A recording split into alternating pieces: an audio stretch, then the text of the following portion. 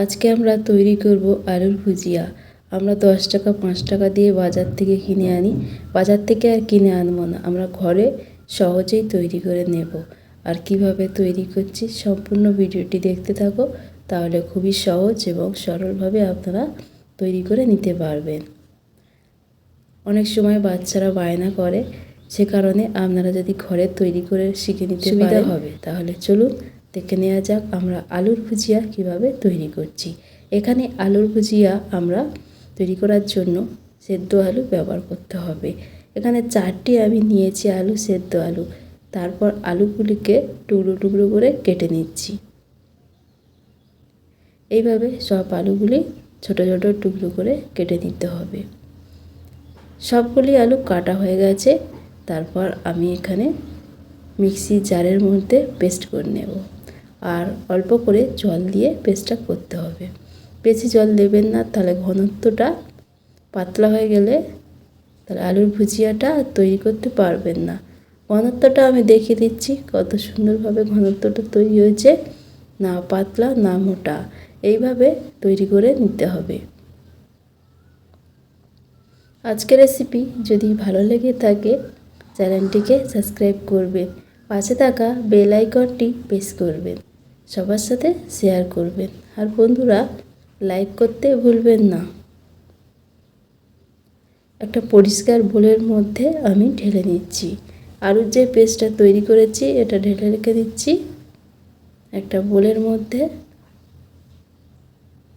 তারপর এখানে উপকরণগুলি দিয়ে দেব।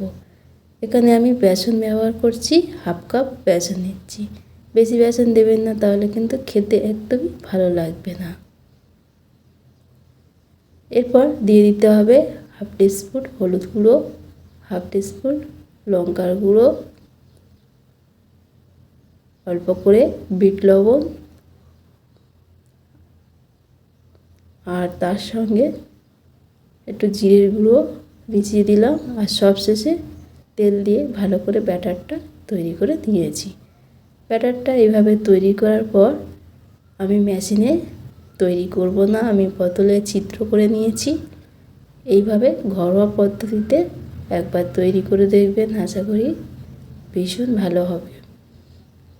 বেসনের যে কাগজটা ছিল সেটা দিয়ে আমরা তৈরি করছি। আপনারা চাইলে লবণের প্যাকেট দিয়ে এইভাবে সহজেই তৈরি করে নিতে পারবে। যেহেতু বোতল দিয়ে এইভাবে একটা কাগজের মধ্যে নিয়ে নিয়েছি, পলিথিনের মধ্যে। তারপর হাফ করে বোতলে নিতে হবে, পুরোপুরি নিলে তৈরি করতে অসুবিধা হবে। তেলটা আগে বসিয়ে এইভাবে বোতলে পেস্ট করে তৈরি করে নিতে হবে। এইভাবে আমরা তৈরি করে নেব। এইভাবে আলুর ভুজিয়াগুলি তৈরি করে নিতে হবে বন্ধুরা। একই প্রসেসে এইভাবে তৈরি করবে। আর বন্ধুরা খেয়াল রাখবেন যে বোতলের সিপিটা আটকে যেতে পারে। একবার ধুয়ে নেবেন, তারপর ভালোভাবে রুমাল দিয়ে মুছে নিয়ে আবার একইভাবে পেস্ট করে ভেজে নিতে হবে।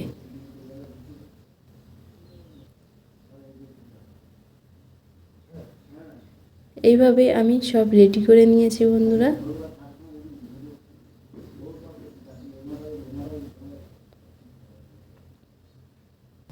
আজকের রেসিপি যদি আপনাদের ভালো লেগে থাকে অবশ্যই কমেন্ট করবেন।